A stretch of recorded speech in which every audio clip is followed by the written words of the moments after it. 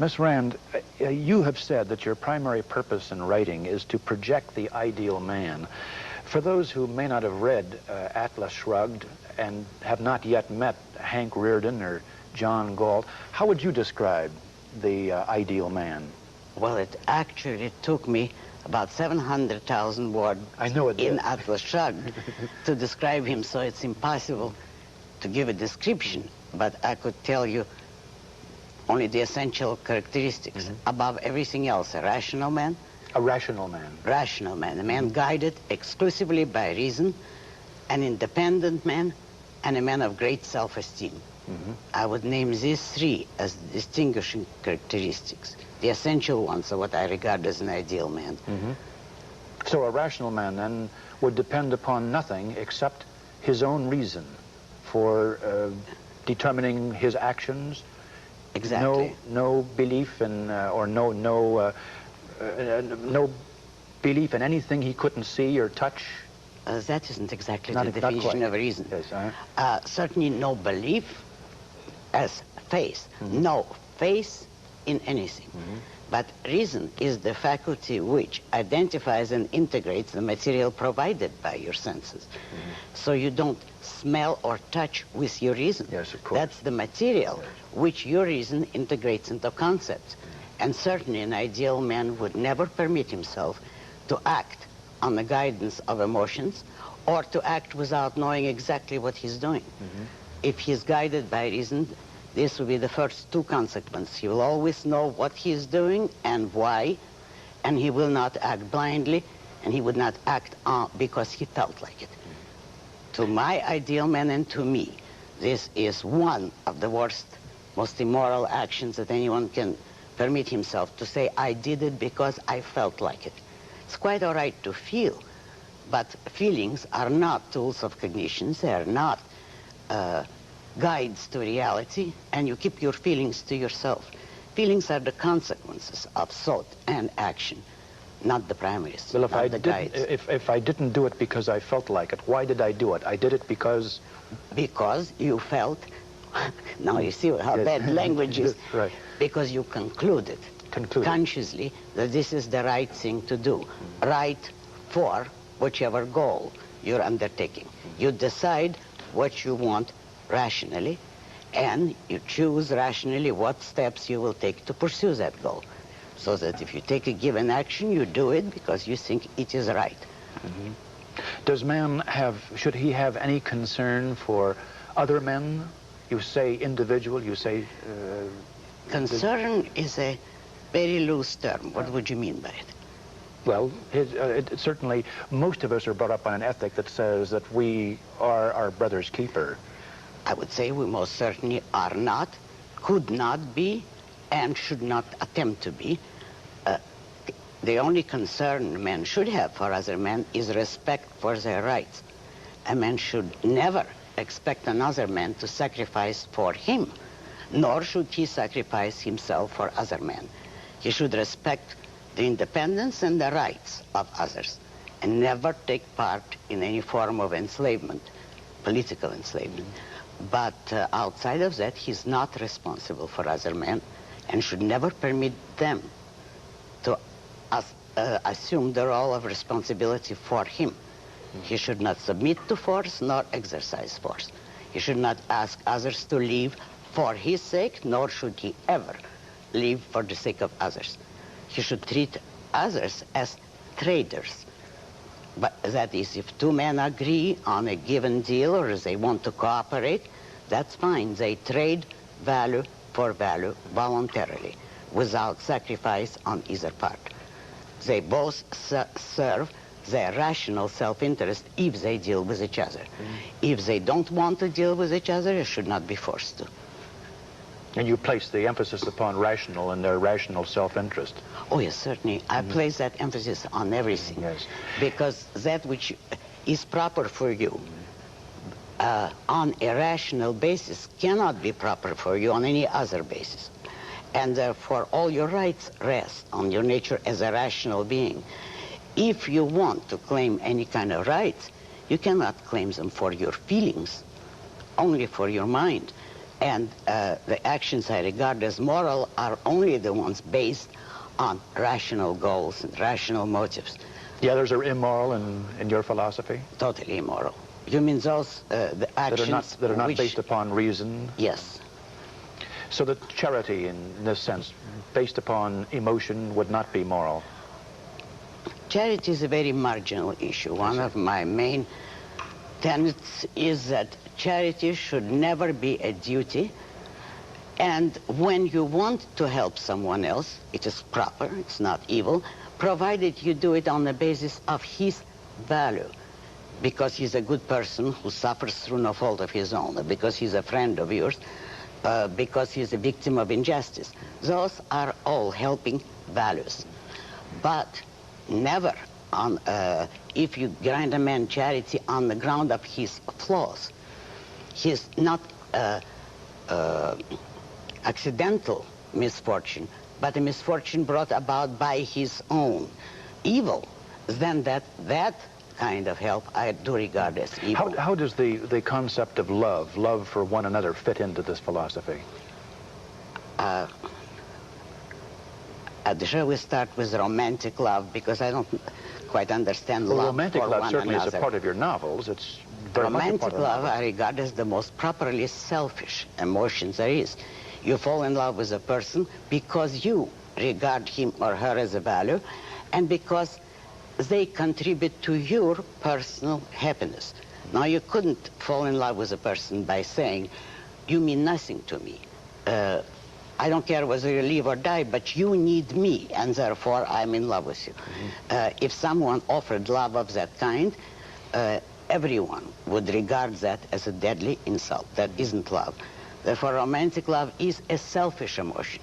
It is the choice of a person as a great value, and what you fall in love with is the same values which you choose embodied in another person. That's romantic love, and that is profoundly, properly selfish. Now, any lesser form of love, such as friendship, affection, is the same thing in effect. You grant a feeling of affection to those whom you have concluded are values. Your response to others is on the basis of values. And if they're no good, then you feel the appropriate emotion of contempt. Are values absolute? Is it either good or evil? Is there any area in between? That depends what you mean. On which value? I would say values are contextual. They depend on the context of a given situation. Now, there are unfortunately too many people who are part good, part bad. Well, that's their problem. But what morality would demand of them is to struggle to the best of their ability to be good and never do evil consciously. If a man does that, I would regard him as completely good. If he never does evil consciously, deliberately. However, if he does just one action which he knows to be wrong, but permits it to himself, then he's evil, absolutely. The rest is only a matter of time. You've written that the concept of God is morally evil. Why? I didn't say it's morally evil. Oh. Not in those words. I said it's false. False? I said it's a fantasy. It doesn't exist. I would say religion can be very dangerous psycho-epistemologically in regard to the working of a man's mind.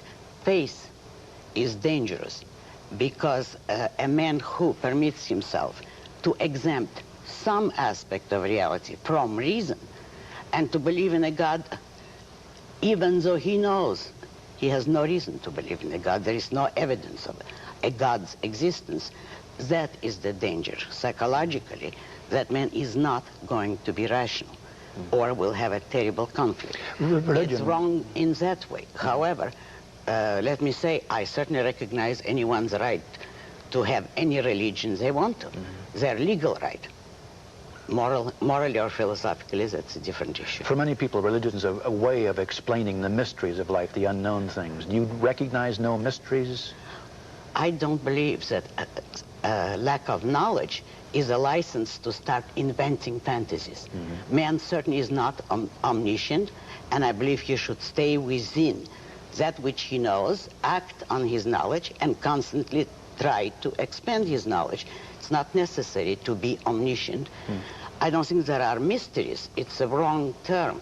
There are a great many things which man doesn't know.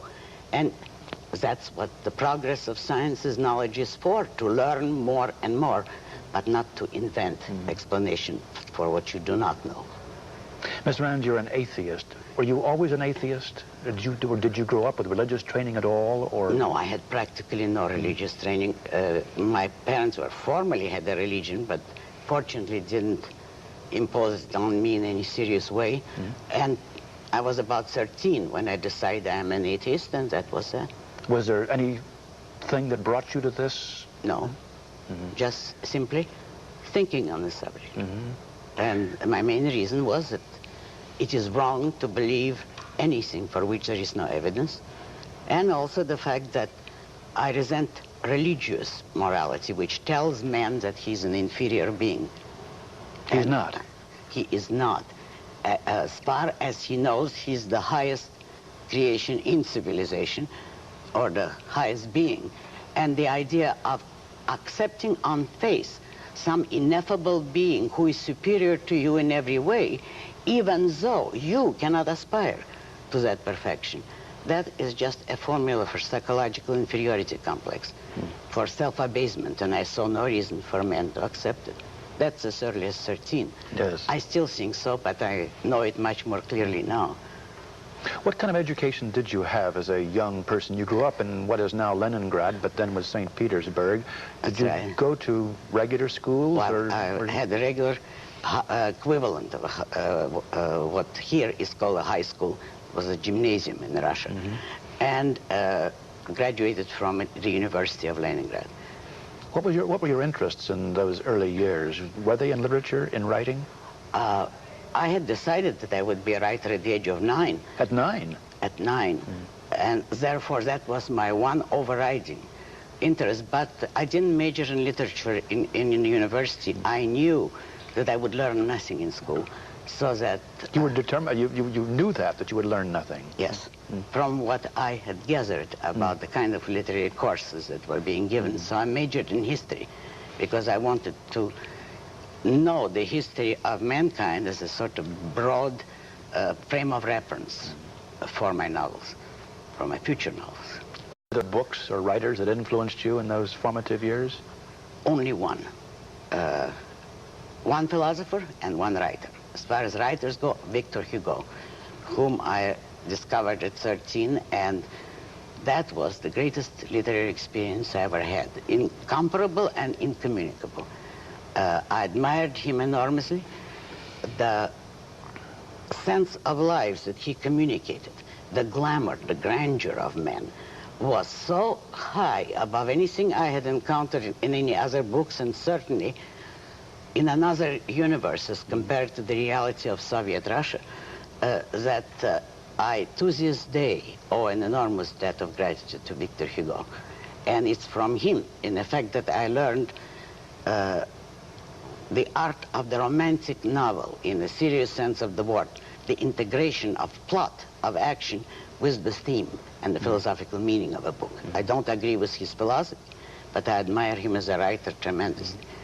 The other influence is, of course, Aristotle in philosophy, who is the only philosopher with whom I agree, at least in fundamentals, not in everything, but in that which is originally his, not in the Platonic element in him.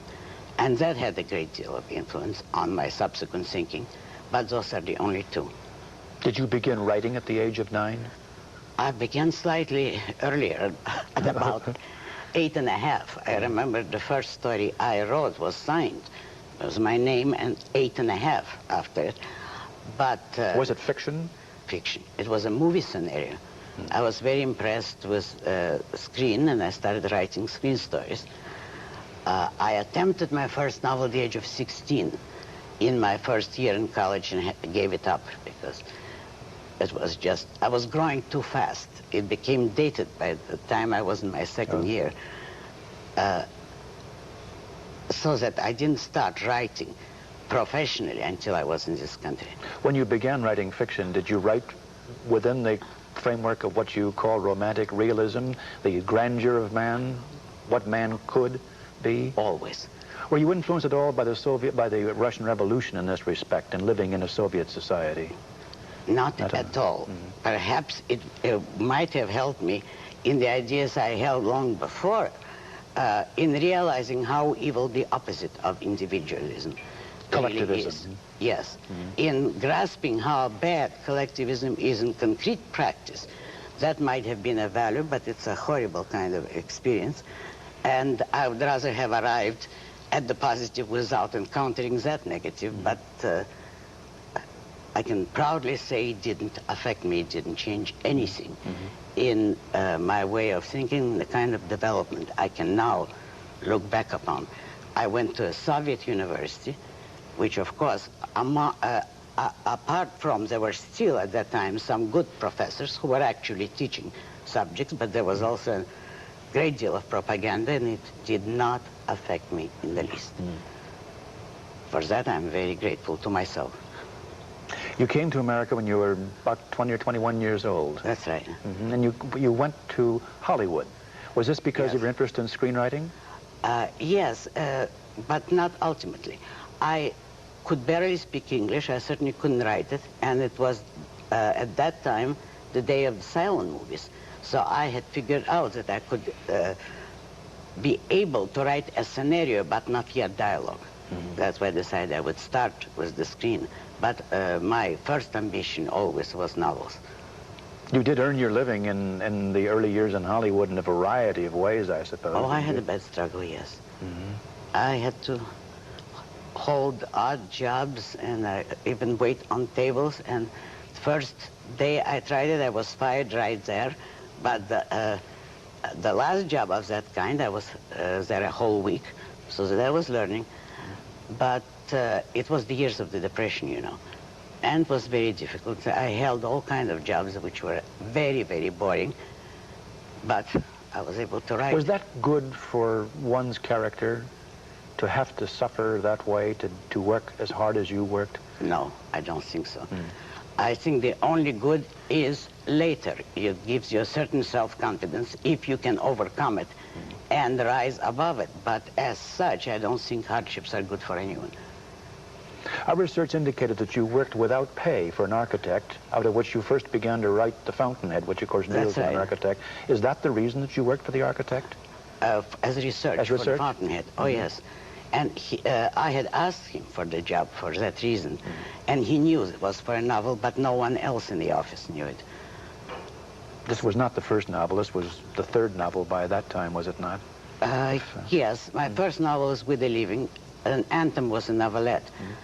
And The Fountainhead came Did you have difficulty getting your novels published? I've read that you had some difficulty with publishers who didn't accept them readily. The Fountainhead, I had bad difficulties with, yes. 12 publishers rejected it on the grounds that it was too intellectual and non-commercial and wouldn't sell. And of course, it's one of the great examples of a book made strictly by word of mouth. It was the readers that made this book, and it's still going on as strong as ever. As strong as ever? Yes. How many years after publication? It's now, it was published in 1943, so it's over 25 years. Yes. Can you calculate? 30 years. Almost 30, yes, that's right. 30 years. Oh, do you understand why? 31, yes, actually. That's right. Do you understand why this is so with readers? Oh, yes. Because I was presenting them with a philosophy which is desperately needed today and which doesn't exist anywhere else, because it was an absolute desert in literature, both literarily, both in regard to romantic realism. There were no such novels. Practically everything that was serious was naturalism in those years, and more importantly, it's the philosophy of individualism. Why do you object to, or why do you not like novels which are close to life as it really is, naturalism? Because I don't think it's art. It's not art. It's partly art.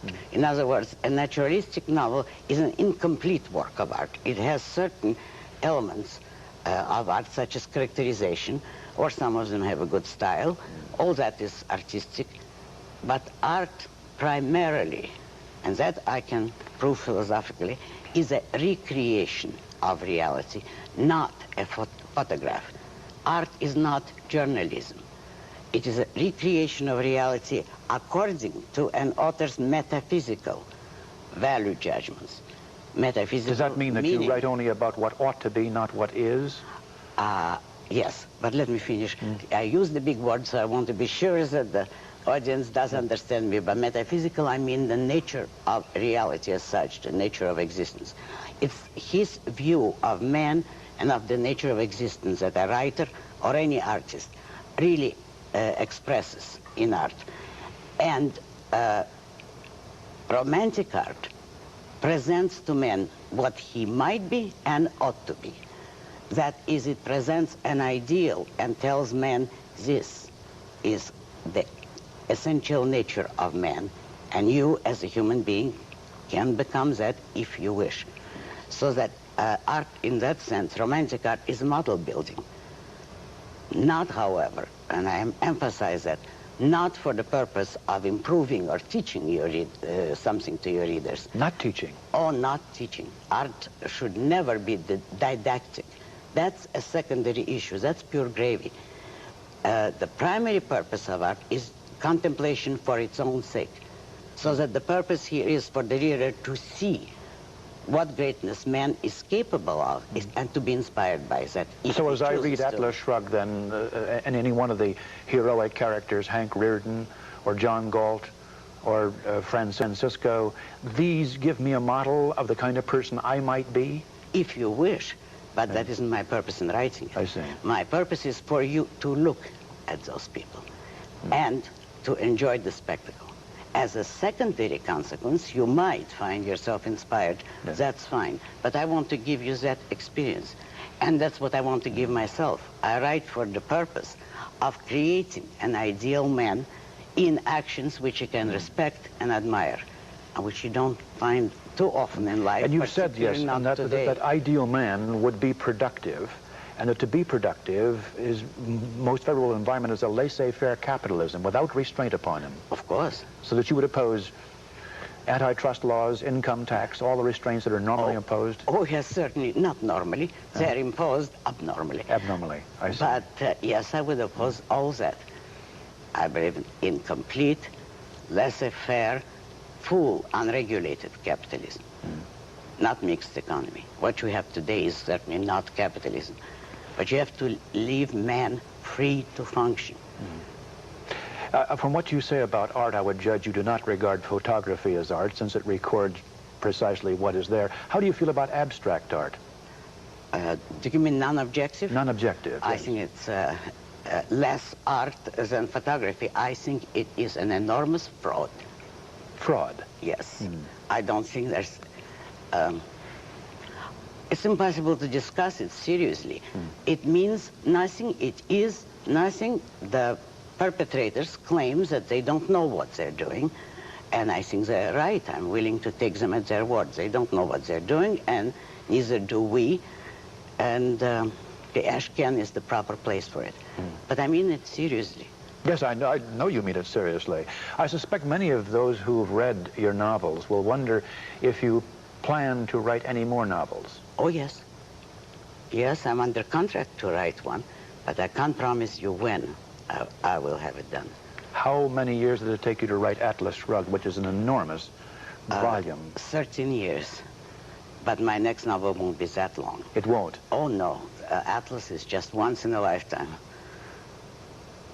I should think so.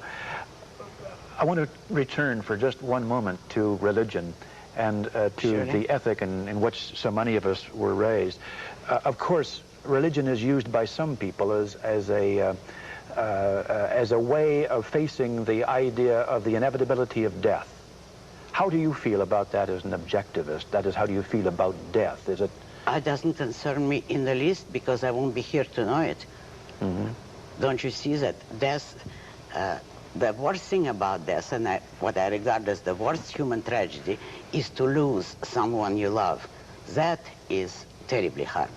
But your own death, if you're finished, you're finished. My purpose is not to worry about death, but to live life here on earth and now. Do you find joy in that life? Oh, yes. Very much so. What are the sources of joy? Achievement? Achievement. And romantic love, my husband. Those are the two great values in life. Career and romantic love. Thank you very much. Thank you.